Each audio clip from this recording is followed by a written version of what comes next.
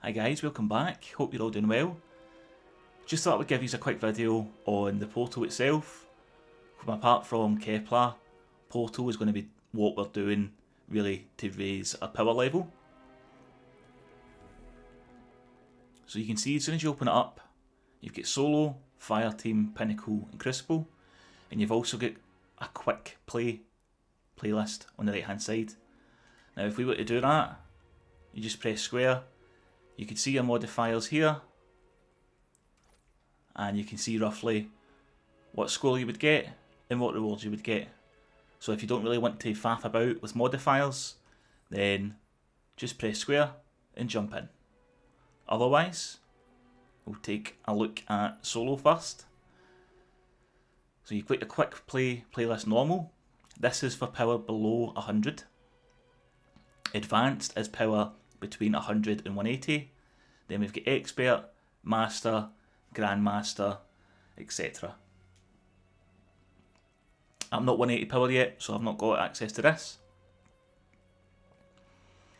So again, if you wanted to go into the playlist, you would just click that, and you can see here that you would get an extra bonus focus for achieving a grade B or higher to get a tech sec mark. Also, that one completion award, that carries over onto your next portal activity to allow you to get bonus drops on your next portal activity. But if you want to customise your own experience, then you would go down and you can see here the sniper is the bonus focus for this one, and you also get one completion award. Again, one completion award gets you extra loot for your next portal activity. So say we wanted to do Skywatch, we would click into it, then we would click customise, and here we're first met with our difficulty.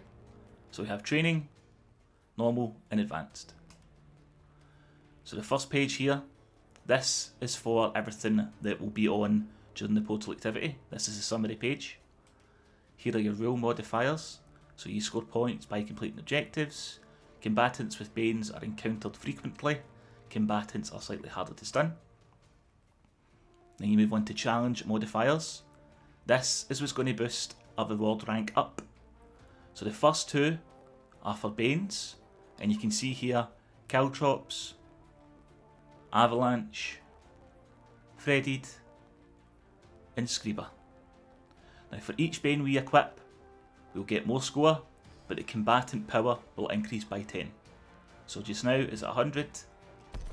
If we equip that, the score will go up to a rank B, and the combatant power is now 110. Now if we add another one,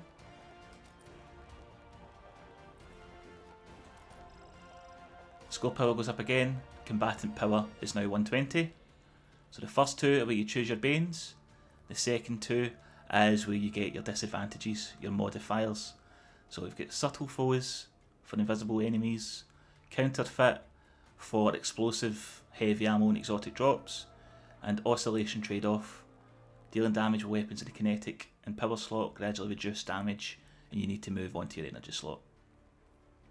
So the rule of thumb I've been doing is I've equipped 2 Banes and 1 challenge modifier. Now for me, the one that hasn't been too annoying to deal with is counterfeit. Now did you see what happened when we put that on? The reward rank increased to A, and the power level of our drop also increased to 131. So rule of thumb, 2 Banes and a challenge modifier if you're playing on advanced to get A score and the most power from the rewards. So that's our challenge modifier set. We move down, player stakes. This just tells you that you can get a 15% bonus score at the end if you complete the portal within the time limit. And it's roughly about 8 minutes. Now here you can equip your boon and event modifiers. Now for me, you have 3 here, stunning emotes, defeat combatants to build up a stun charge, and then emote to unleash it. Class healing, gain health on your class ability, and full throttle. Now I would highly recommend picking full throttle because this will gain a passive damage increase. Next one is Grappler, Brawler and Carousel of Pain. Grappler replaces your grenade with 3 grapple hooks, so it'll allow you to get through the activity much quicker, but you will forego your grenade. Brawler, melee abilities do more damage and recharge much faster. Carousel of Pain, periodically a new element is chosen as the active surge, granting players bonus damage with that element. Well, I've got a melee build on, so I'm going to choose Brawler. And then you've got another boon here, Slayer, healing finishers, and Grenader. Slayer, the player with the most final blows during activity deals moderately increased damage. Healing finishers gain health on finishers, and Grenader, your grenade damage and cooldowns are increased. So because this is solo ops, I would highly recommend choosing Slayer. As we're the only person getting kills, we'll be the one to get the damage boost. So once you're happy with that, you can look back on your summary page. You can see that you've got your boons here, your challenge modifier, and then your buffs at the bottom. So boons for the first 2, challenge modifiers for the other 2, and then your buffs down the bottom. You click confirm, and then you can just launch right into it. The next one we have is Fireteam. Now again, you've got your quick play, predetermined boons and challenge modifier list here, and also your extra bonuses and completion rewards. So if you don't want to mess about with your challengers, modifiers and boons, just click in here. And if you move down to the bottom, you can see what kind of missions we've got. So we've got battlegrounds and strikes. Also Empire Hunts and Sabbath and Spire down the bottom. So again, completion bonus. This one will give you 2 bonus drops on completion. This will give you 1. These will give you set rewards. So again, you can go in, click advanced, and it's the same again. 2 spots for boons, 2 spots for challenge modifiers, and then 3 spots for your boons. And they're the exact same as before. Bear in mind that this matchmaking is off, so if you choose your own instance and create your own instance, you'll do the strike solo. If you want to play with randoms, do the playlist.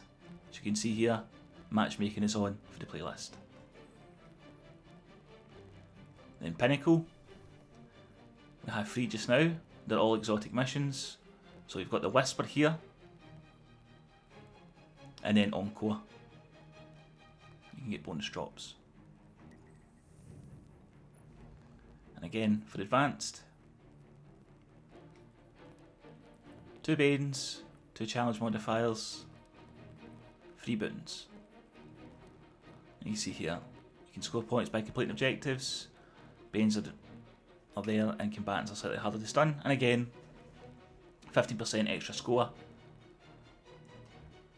for completing it within the time limit. So I'll just show you a quick solo ops to see exactly what it looks like. Just quickly, if you could interact with this video in any way you see fit, like, comment, subscribe, anything you want, I would greatly appreciate it. I'm currently on a push for 1,000 subscribers, so any love you could give me would really help me out. Love you lots, cheers. So this is a Nessus sector that I picked, and I picked 2 boons with the counterfeit challenge modifier, which means that heavy ammo and like exotic engrams are actually little bombs.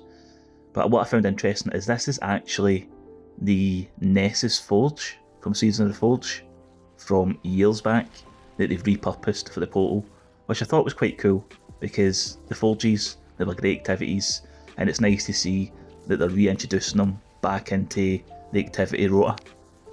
Also for my boons, I've put on Full Throttle, Brawler and Slayer. So I'm getting 2 stacks of damage buff and more melee damage and ability regen. Now you can see in the top left hand corner, when you spawn in you'll get an objective.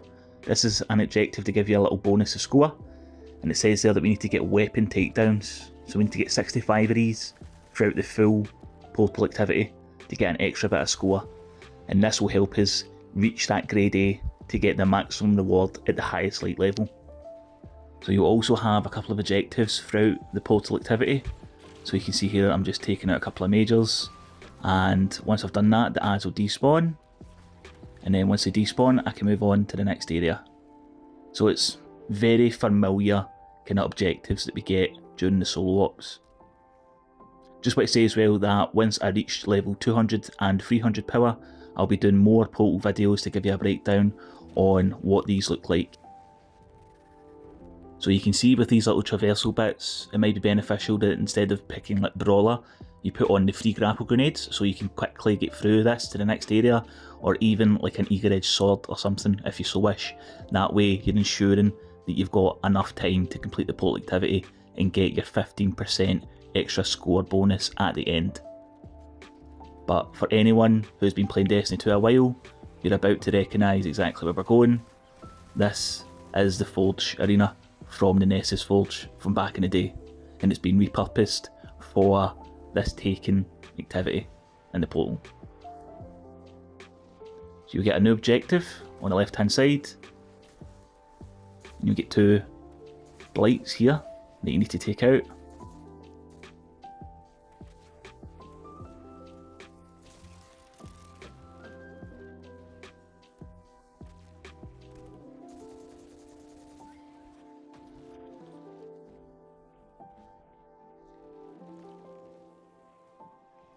So this will have its own little mechanic that we need to deal with so we can destroy the blight.